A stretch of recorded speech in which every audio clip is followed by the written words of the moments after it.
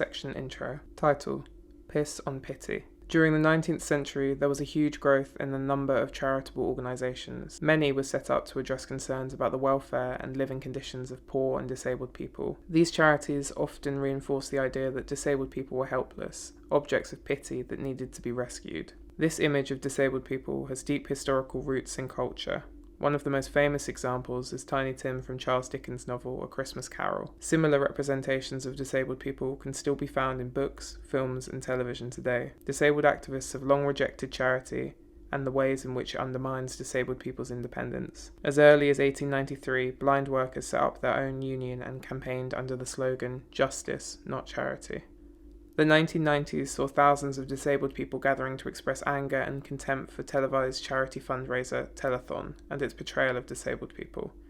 It was during these protests that Piss on Pity emerged as a key slogan for the movement, inspiring both activists and artists. National League of the Blind, NLB banner, date unknown. The NLB was founded in 1894. The league slogan was "Justice, not charity." It campaigned to improve the lives of blind people, many of whom depended on employment in workshops run by charities where conditions were often poor and wages low. On loan from Working Class Movement Library. National League of the Blind NLB March photograph, 1920.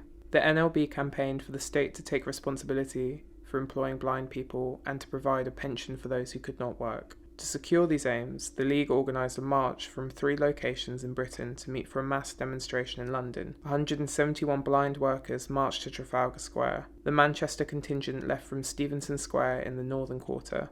Their action led to significant change and the introduction of the Blind Persons Act, 1920, courtesy of Working Class Movement Library.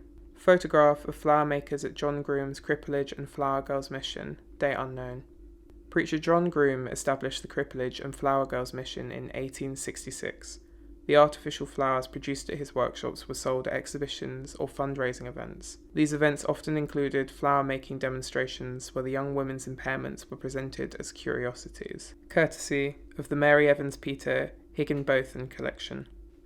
Photograph of girls at John Groom's, making roses for Alexandra Rose Day, 1912. Alexandra Rose Day was an event started by Queen Alexandra in 1912. Each year, artificial wild roses were sold to raise money for London charities. The flowers sold were made at John Groom's workshops, courtesy of the Mary Evans Peter Higginbotham collection. Artificial flowers made at John Groom's Cripplage and Flower Girls Mission Box around 1907. Preacher John Groom established the Cripplage and Flower Girls Mission in 1866. Groom became concerned with the welfare of the young disabled women who sold watercress and flowers on the streets of London.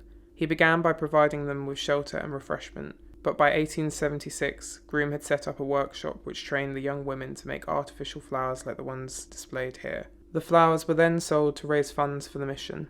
The Blind Advocate Journal, April 1899. This is an early copy of the National League of the Blind NLB Journal. The Blind Advocate was set up and edited by Ben Peirce, a blind man and piano tuner from Salford. Peirce was a founder member of the NLB and the first General Secretary in 1897. On loan from Working Class Movement Library. National League of the Blind Rules Booklet, signed by Ben Peirce around 1899. On loan from Working Class Movement Library. National League of the Blind Enamel Pin Badge, dates unknown. National League of the Blind Great Britain and Ireland Badge, around 1900. Disabled People Bite, The Hand That Patronises, postcard, 1995. The image on this postcard was taken from a short animation video called Disability Is, produced by young disabled people from Greater Manchester Coalition of Disabled People, GMCDP, on loan from Disabled People's Archive. Children in Need of What? Leaflet, 1993. This leaflet was given out at a protest at Manchester's Albert Square. It was organised by GMCDP and Unison's Disabled Members Group. They were there to disrupt an outside broadcast being filmed by children in need. The leaflet explains why disabled people don't like the show's representation of disabled children as needing charity rather than rights. On loan from Disabled People's Archive. Children in Need protest photograph, 1991. Children in Need is a televised fundraising event organised by the BBC. disabled people objected to the show's negative representation of disabled children. This protest took place outside a television studio in Leeds where part of the programme was being filmed, courtesy of Disabled People's Archive. Pity by Catherine Aranello, film of live performance 2013, 2 minutes, 38 seconds. In this piece, Catherine Aranello pastiches Damien Hirst's cynical use of the spastic collection box figure in his large bronze sculpture, Charity. Like much of her body of work, this is a direct attack on disabled victimhood, a swipe that satires Hirst, art history and attitudes to disabled people all at the same time.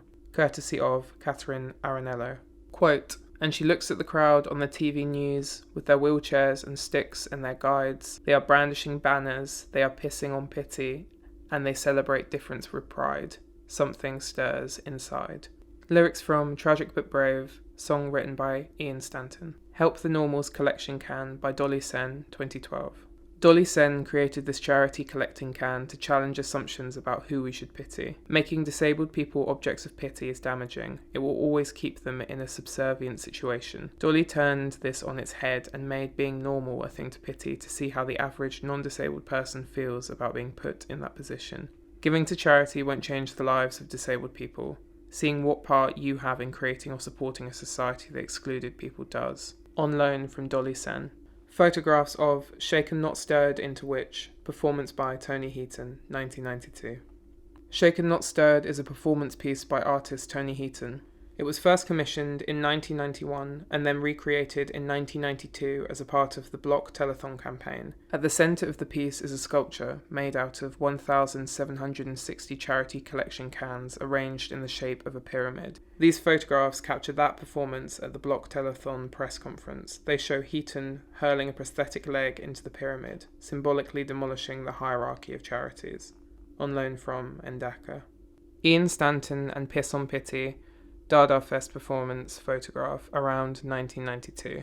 Ian Stanton was born in Oldham in 1950. He was an accomplished singer-songwriter who performed up and down the country. Stanton can be seen here performing alongside Chip the Crip, an old-style spastic society collection box. It was often used in performances by the Tragic But Brave cabaret troupe that Stanton was a member of, alongside comedian Barbara Lisicki, Wanda Barbara, and poet and singer Alan Holdsworth, Johnny Crescendo, courtesy of Indaka. A selection of Block Telethon photographs, 1992. ITV's Telethon was a televised charity fundraiser hosted by Michael Aspel. In 1990, disabled people organised the first protest against the show's portrayal of disabled people as objects of pity. By the next Telethon in 1992, the demonstration had grown with thousands gathering outside the television studios. The Block Telethon protest was a defining moment for many in the disabled people's movement. Not only did it lead to the cancellation of Telethon, it also played an important part in building a sense of community. The demonstrations may have been fueled by anger, but the protest had a party atmosphere with music, poetry and performance. Courtesy of Tony Baldwinson. Block Telethon Disability Pride t-shirt, 1992. Piss on Pity t-shirt, around 1994. The pink and black Piss on Pity t-shirts were first made for the 1992 Block Telethon protest. 100 were printed and worn at the demonstration. In the years that followed, numerous versions of the iconic t-shirt were produced, on loan from Disabled People's Archive.